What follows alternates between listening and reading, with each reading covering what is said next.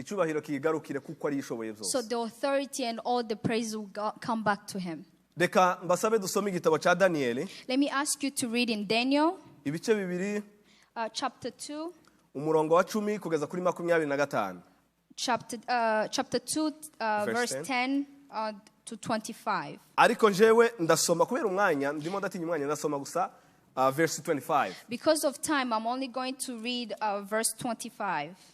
Haravuga ngo nuko Ariyoki arihuta ajana Daniyeli ku mwami aramubwira ati mbonye umugabo wo mu bantu b'abanyagano b'abayuda arambwira umwami inzozi ze. Let's read Daniel 2:25. It says, Arioch quickly took Daniel to the king and said, I have found one in the captive from Judah who will tell the king the meaning of his dream. Hallelujah. Hallelujah. Bibiliya ijambo ry'Imana rifite ingero nyinshi z'abantu Imana yakoresheje b'Abanyantege nke badashoboye batazwi. The Bible has so many examples of people that God uses that are weak. Kandi abo bose bagiye bitwara neza mu cy'Imana yari yabahamagariye kuja gukora. And all those people that God chose, the weak people that God chooses, they will well behave and did the work that God asked them to do. Kandi abo bantu bose ibibiri igenda itubwira babanaga n'abandi bantu bashoboye cyane kandi banazwi bavuye mu muryango ikomeye. And all those people that the Bible tells us they were living, or there were people who are powerful, able to do what they were able to do. Biratangaje kandi biteye n'isoni mu buzima bwa none kubona umunyantege nkeya cyane umuntu utazwi abashe gukora imirimo abakomeye badashobora gukora. In this world that we are living in, it's impressive, or it's almost impossible to see someone who's so weak to be able to do something powerful, or people powerful can do. Akenshi niyo narebye iyo habaye ibintu bikomeye bitabaza abantu bakomeye. Most of the times when something powerful is happening, they call those that are in power. Ibaze nk'ubunyine kiki kibazo dufite cya coronavirus. Imagine this, the whole pandemic of coronavirus that we are Abascientifique facing. babuze umuti.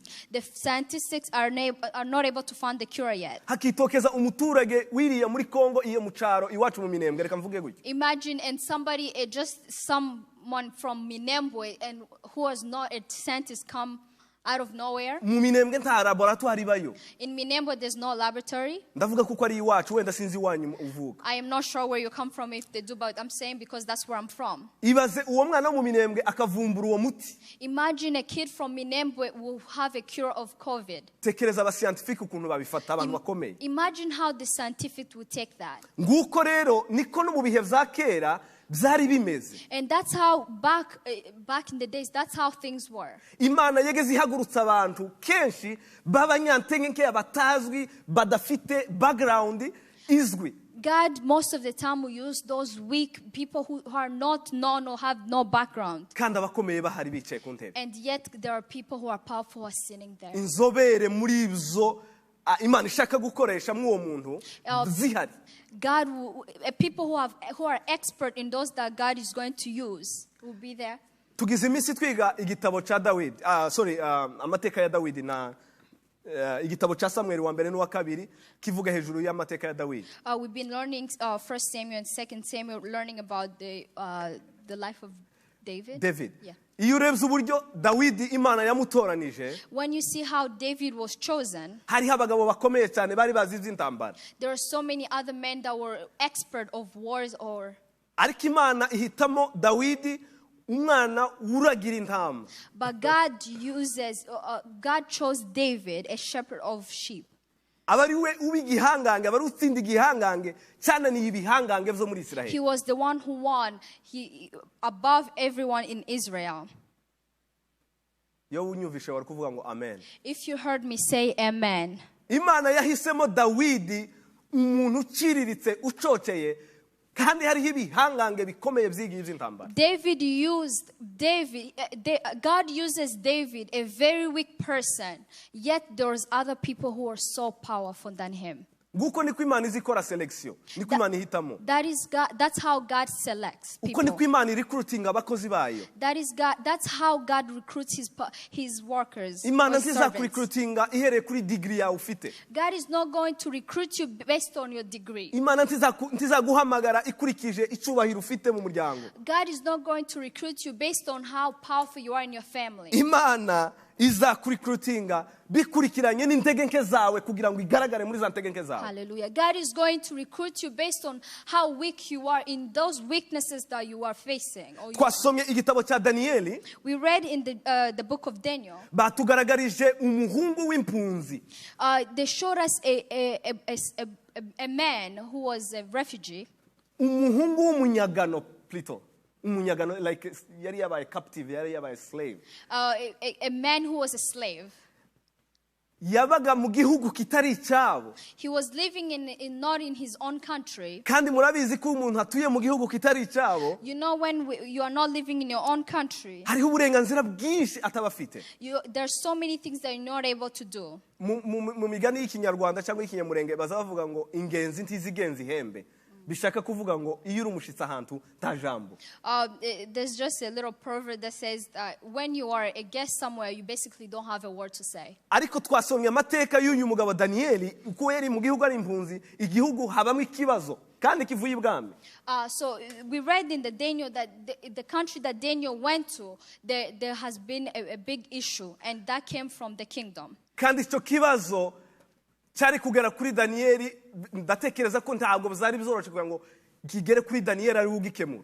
It was not easy for just that issue to come just to Daniel. I don't think so.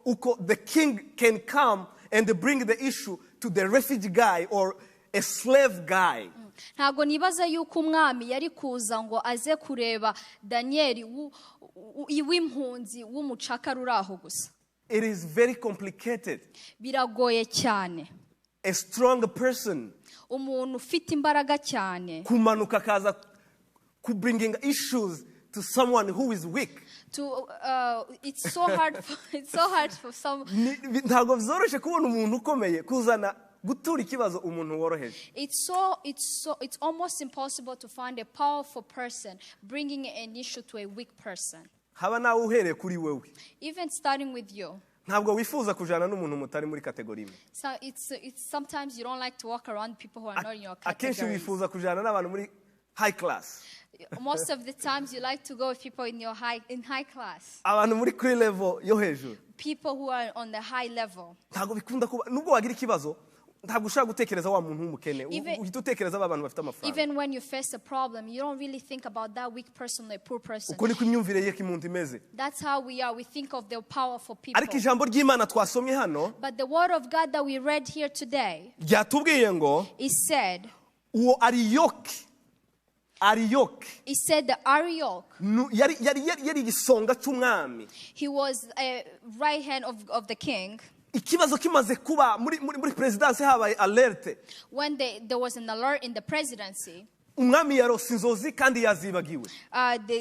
The king had a dream and he forgot about it. Kandi yakoranyije abanyabwenge biwe bose bakomeye. And he has gathered all the smart people around. Kandi bamuhakaniye bamubwiye ko bidashoboka ntago tubyibuka uretse Imana yonyine gusa ngo nizi hijura bene ibyo bintu. And all the smart people said that there was no one able to remember anything except God. Umwami atanga itegeko aravuga ngo nimutazisobanura aba bantu bagomba akazi kabo ntaco kaba kamaze ntaco baba bamaze muri iki gihugu. And God and the king passed the law said that if no one is able to explain the dream that I had, those smart people will not be around anymore. Ariko igisonga ngo bababwira ko hari umuhungu w'impunzi ufite umwuka w'Imana. But they said that there was a captive man that was around. Ngo aragenda aje yegera Daniel arabimubwira. And the king came with near Daniel and told him. Daniel aramubwira ngo mpeze umunsi umwe. Daniel said, give me one day. Umva abantu b'Imana ntago bazabahubuka.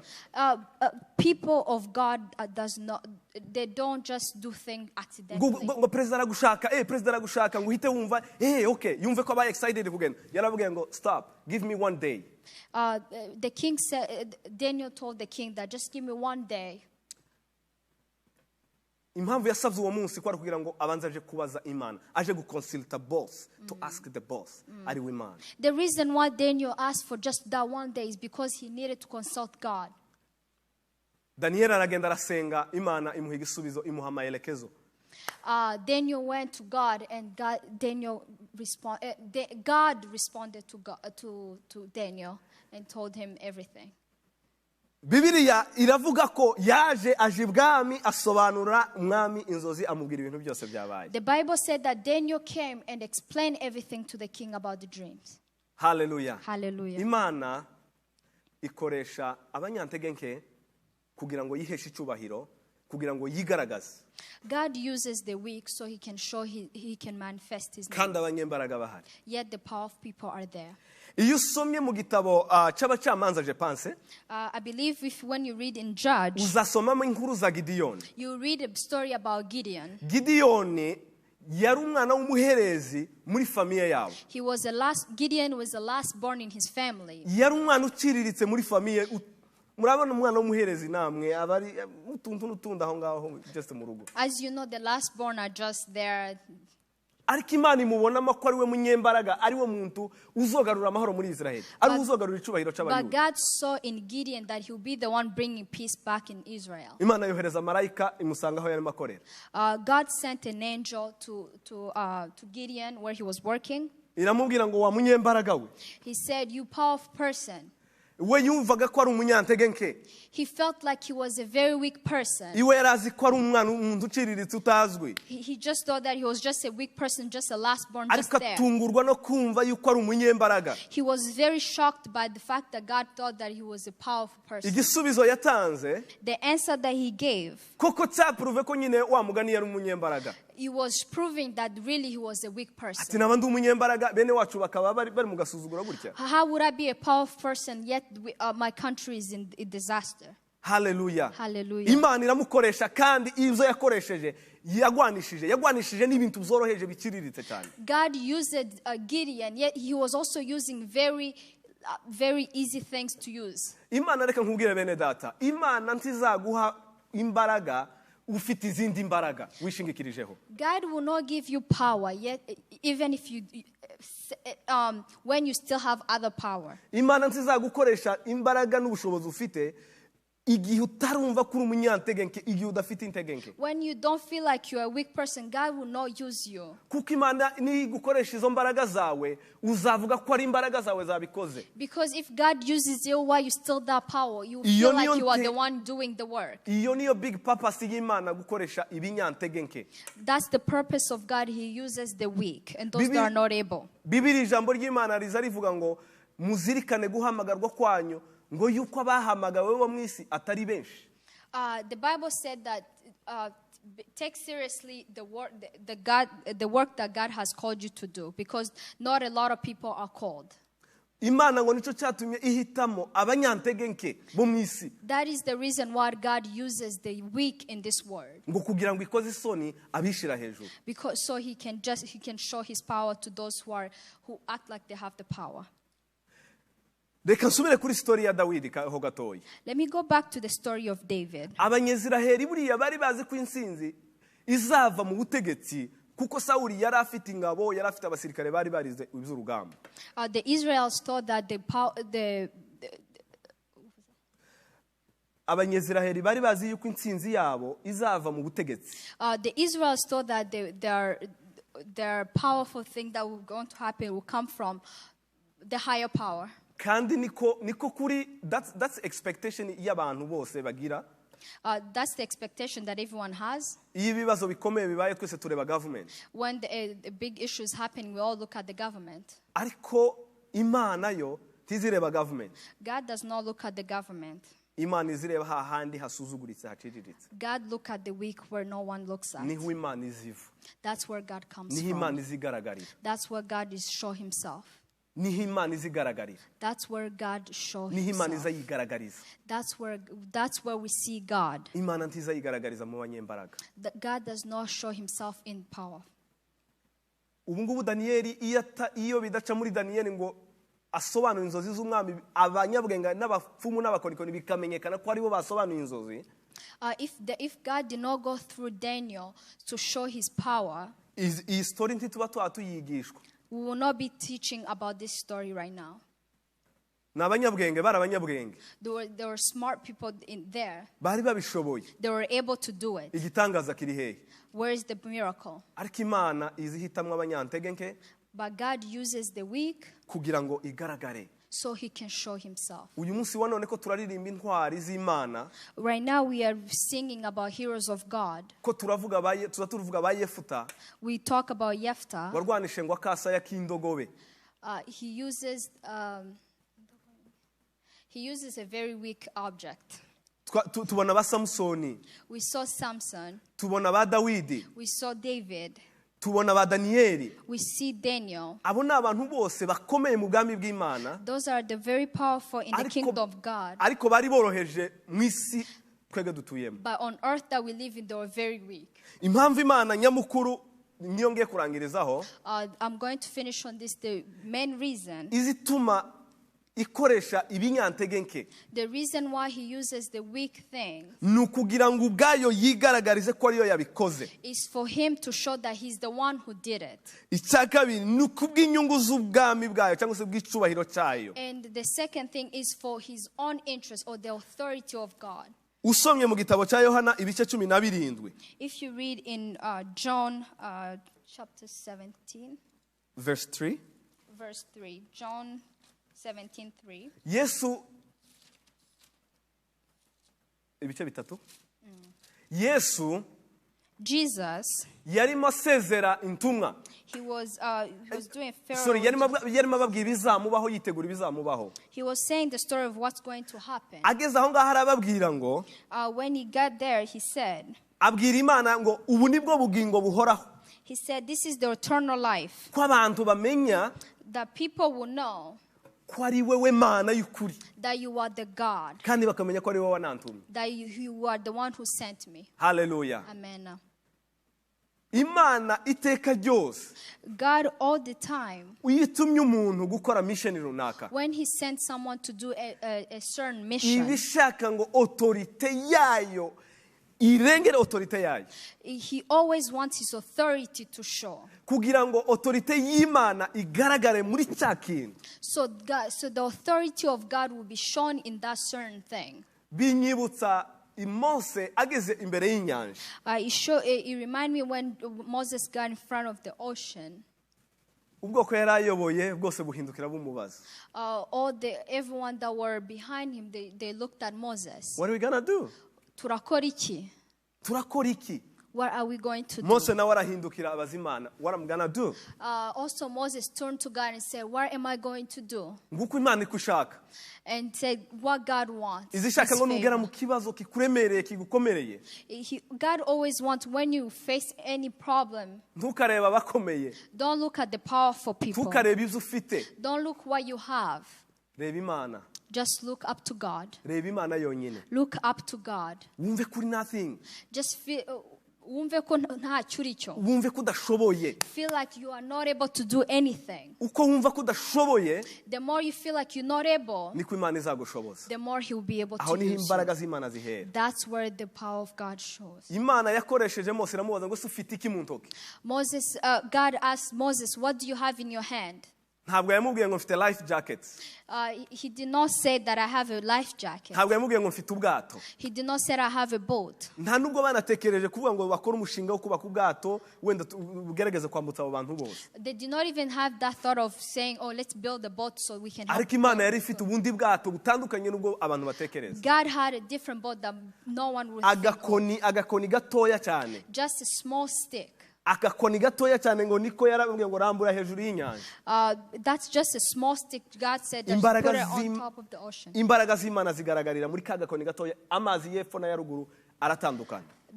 God showed his power in that small stick, and the water was divided up and people were able to go. Umushinga wo kubaka ubwato uburuzuye mu minota mikeya cyane. The project of building a boat was completed in just that moment. Ngo barambuka bagera hakurya. And they were able to go. Imana yashakaga kwerekana imbaraga zayo mu bintu bitoya byoroheje. God wanted to show his power in those small things. Imana yashakaga kwerekana ibintu bitoya ko yabikoreramo ibikomeye bitangaje. God wanted to show that He can use small things and do powerful things. Wibuke ku musozi w'i Karumeli, Remember on the mountain of Carmel, umugaragu w'Imana bakoranyije abahanuzi bose. a servant of God gathered all the prophecies. Ariko yavuze ijambo rimwe gusa, aravuga ngo Mana bimenyekane kuko ndi umugaragu wawe.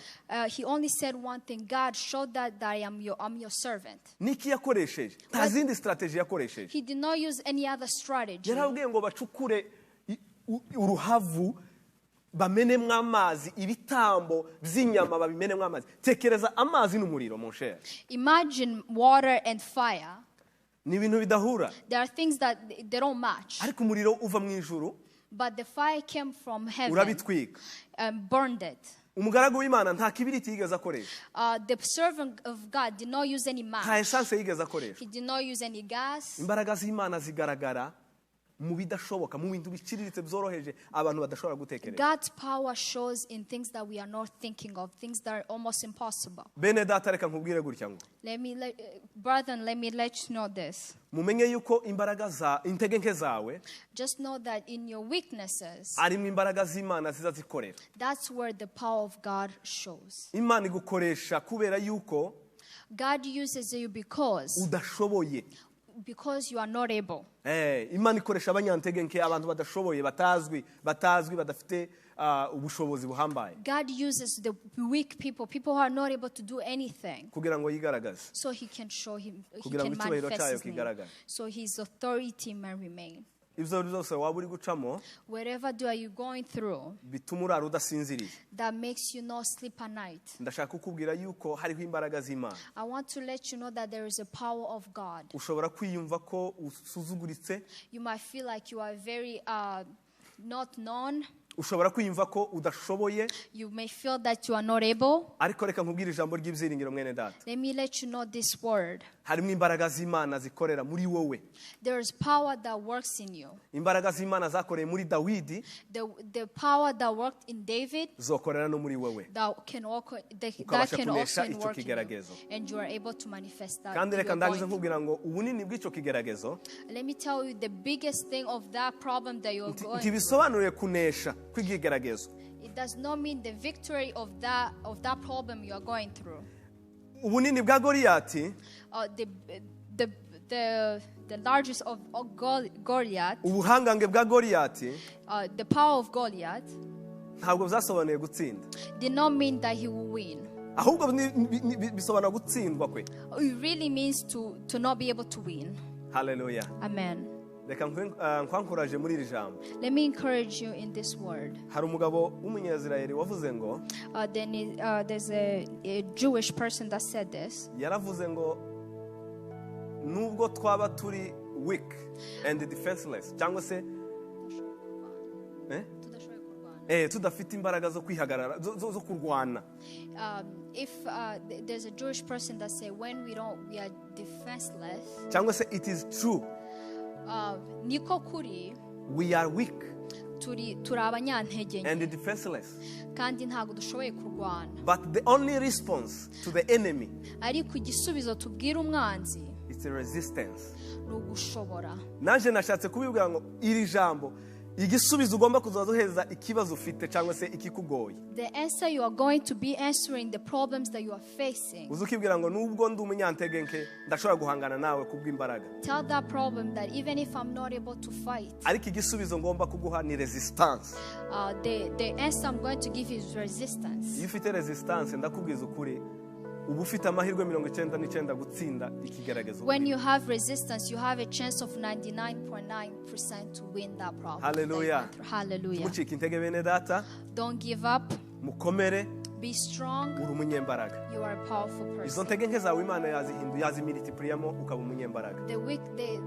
The weakness that you have, God will multiply and be ushobora kuba ufite ibintu byinshi ushaka kugeraho. There might be many things that you want to reach, ariko ukumva utabikora utabigeraho. but you feel like you are not able to